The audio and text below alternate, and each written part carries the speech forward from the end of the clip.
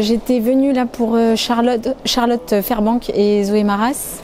Charlotte a plutôt bien joué.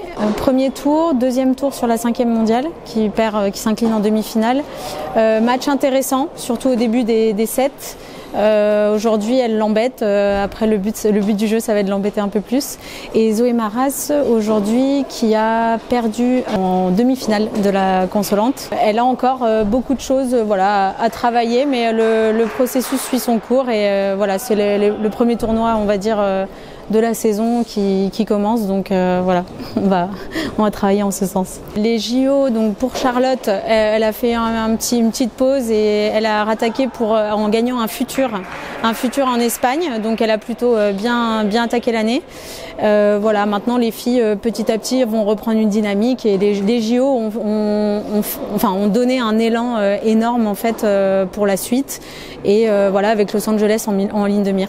Alors en dehors après des filles du pôle France, je m'occupe aussi un peu de Justin Michel à l'entraînement, donc c'est assez sympa, je le vois de temps en temps, une fois par mois on arrive à faire du bon travail. Il était chez les juniors il y a 1 an et demi et maintenant il évolue chez les quad, catégorie quad, il est numéro 1 français quad et 25e mondial bientôt. Il est en plein essor et c'est un jeune prometteur qui en veut, donc on en entendra parler assez souvent.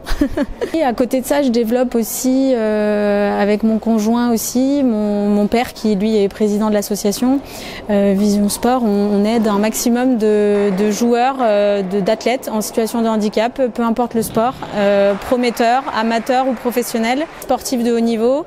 Et le but étant de les aider à se reconstruire aussi après un accident, après tout type de maladie, mais de se reconstruire à travers le sport, de pouvoir aussi enlever les freins de cet accès à la pratique parce que du matériel c'est toujours assez cher. On est des fauteuils, on est à 7 000 € un fauteuil minimum pour la compétition, donc on essaie de chercher un maximum de partenaires souhaitant les accompagner.